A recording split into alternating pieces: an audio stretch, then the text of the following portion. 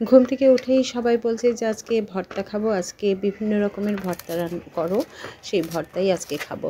তো যেভাবে সেই কাজ, আজকে ভর্তা বিভিন্ন রকমের ভর্তা করলাম। তো বিভিন্ন রকমের ভর্তা বলতে এখানে ছিল পেঁয়াজ ভর্তা, পেঁয়াজ সেদ্ধ করে যে ভর্তাটা, সেই ভর্তাটা করেছি। এই ভর্তাটা ভালোই লাগে, একটু সাথে হালকা একটু রসুন দিয়ে কাঁচা শুকনো মরিচ দিয়ে ভর্তাটা যদি করা হয় তাহলে খুবই ভালো লাগে। আর ধনেপাতা ভর্তা, ধনেপাতা ভর্তা তো আমরা সবাই খুব পছন্দ করি, সবাই জানি এই ভর্তাটা খেতে খুব মজা এবং রুচি নিয়ে আসে। খাবার খেতে গেলে আমার তো ধনেপাতা খুবই ভালো লাগে। ধনেপাতার ভর্তাটা একটু টেলে নিয়ে এখানে বেটে তারপর পেঁয়াজ আর শুকনো মরিচ দিয়ে সেই ভর্তাটা করেছি। আর টমেটো ভর্তা, টমেটো ভর্তাটা না এটাও কিন্তু মজাদার, একটু টক টক মিষ্টি মিষ্টি লাগে, সেটা খেতে খুবই ভালো লাগে।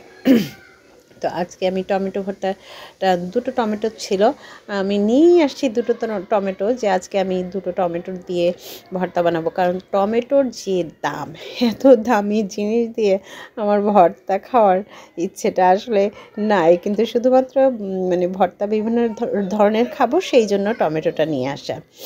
আর করেছি এই যে এখানে ডাল ভর্তা, মসুর ডাল ভর্তা। মসুর ডাল ভর্তাটা আমার আয়োজনে ছিল না, দুপুরে খাওয়ার সময় হঠাৎ করে মানে যখন ভর্তা করতেছি তখন আমার সাহেব বলল যে মসুর ডাল ভর্তা করো, সেই জন্য আমি মসুর ডাল ভর্তার আইটেমে নিয়ে আসলাম, যে ভালোই হলো, মসুর ডাল ভর্তা করলে তো এর সাথে সুন্দর হয়ে যাবে। তো যাই হোক, মসুর ডাল ভর্তা করার পরে আমি করেছি যে কাঁচা পেঁয়াজ ভর্তা। কাঁচা পেঁয়াজ ভর্তা ঠিক বলে না, ওইটা মাখা কাঁচা পেঁয়াজ, তারপর ধনেপাতা, শুকনো মরিচ, তেল দিয়ে কাঁচা পেঁয়াজ মাখা, তারপর আলু ভর্তা। আলু ভর্তা তো সবারই খুবই প্রিয়, আলু ভর্তাটা নাকি এখনকার সব মানুষের প্রিয়, নাকি না, আলু ভর্তা সবাই পছন্দ করে, শুধুমাত্র আমিই মনে হয় আলু ভর্তাটা খুব একটা পছন্দ করি না, তারপরও তো চলে। এটা হলো সরিষা ভর্তা।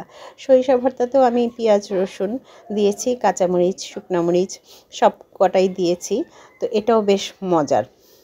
তো সরিষা বাটাটা করা আরও বিশেষ করে এই কারণে যে আমার একটু ঠান্ডা লাগছে, তো একটু ঝাঁঝ একটা ভর্তা করলে ভালো হবে, তাই সরিষা ভর্তাটা করছি। আর এটা হলো পটলের খোসা ভর্তা। পটলের খোসা ভর্তাটা আমার খুবই ভালো লাগে, আমার ছেলেরও খুব পছন্দ। পটল সে খাক আর না খাক, পটলের খোসা ভর্তাটা সে খাবেই, একটু ঝাল ঝাল হলে খুব ভালো লাগে। তারপর করেছি ডিম ভর্তা। ডিম ভর্তাটা তো খুবই থাকতেই হবে, না থাকলে তো হবে না। সব ভর্তার পাশাপাশি একটু পুষ্টির দরকার আছে, তাই ভর্তাটা আমি রেখেছি ডিম ভর্তাটা।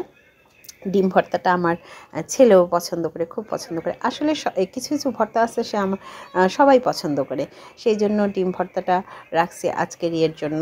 ডিম এখানে কিন্তু সবই অল্প অল্প করেই করছি, খুব বেশি যে করা হয়েছে তা কিন্তু না, আমরা সবাই যাতে খেতে পারি সেই জন্য করা হয়েছে।